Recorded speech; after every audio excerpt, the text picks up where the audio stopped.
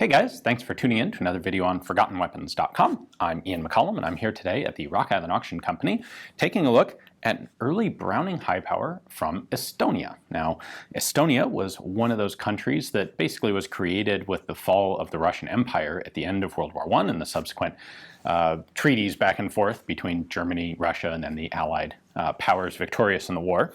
Ultimately, Estonia becomes its own independent country in 1920, and so there's a bit of a revival of uniquely Estonian culture and national pride, and part of that is rearmament. Now, Estonia had a pretty unstable governmental system through this entire period, and it kind of culminated in about 4 or 5 years of what was kind of in effect military dictatorship, maybe with a nice name to it. But from 34 to 38, it was basically an autocratic government running the country. Now, during that time, Estonia started looking at purchasing some new arms. And of course, FN is one of the best companies you could look to at that time for that sort of thing. And they start in 1936 with an order of 120 Browning high-power pistols for the Estonian police. Apparently the order goes well. As far as I can tell, those pistols are pretty much indistinguishable from standard FN commercial production at that point, but they are quite early. Belgium, I think, is the first country to adopt the Browning high power, and that's in 1935. So we're talking right at the beginning of when these guns are available. At any rate, it goes well enough that in 1937, a couple of much more substantial orders are placed. Estonia orders 5,338 pistols, split between 3,038 for the military and another 2,300 for the Home Guard.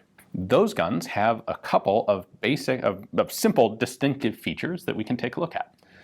From the outside, the Estonian guns look just like standard, very early commercial Browning high powers. So we have the squared off ejection port. We have a 500-meter tangent rear sight, which isn't the earliest pattern, but it is the most common of the tangent sight patterns. They actually started at 1,000-meter and realized that was a little bit excessive. There is no national crest or other marking on the outside of the slide. Over here, we just have the standard Browning commercial marking. So FN's manufacturer's mark, Browning's patent, Belgian commercial proof marks here as required under Belgian law. Then the unique bit is here on the backstrap, and that is one of 2 different markings. So the very first police guns didn't have anything here, and then the army guns will be marked EV, and that stands for Eesti Vabariik, if I'm pronouncing that right, which is Republic of Estonia. And then ones like this with a KL are guns that were purchased by the Home Guard, and that KL stands for Kaitseliit, or Kaitseliit, which I'm also hopefully pronouncing somewhat right. So 2 separate institutions under the government, and you'll find them marked both ways. This is the rarer of the 2. There are only 2,300 of the guns made for, purchased by the Home Guard.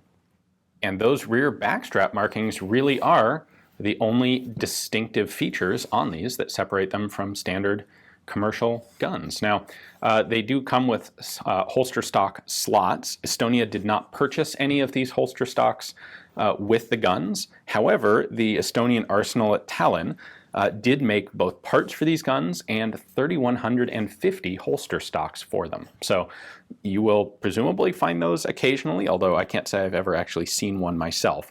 Apparently the plan that was in the works was to establish licensed production in Estonia. They wanted to start with 500 guns in 1940, but of course the start of World War II interrupted and pretty well destroyed all of those plans. Despite having gotten its independence in 1920, Estonia would be pretty well screwed by World War II.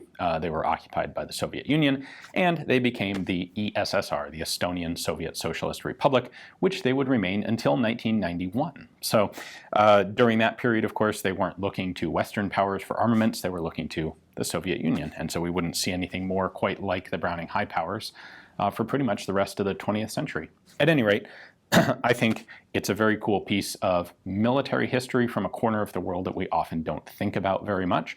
These are quite rare, as you might expect. So very cool to get a chance to take a look at this particular one here today. If you're interested in having it yourself, it is coming up for sale at the Rock Island Auction Company. You can check it out in their most recent auction catalog. In the description text below, I have links to Rock Island's Instagram page and YouTube channel. They have a bunch of other cool stuff there that you can take a look at. Thanks for watching.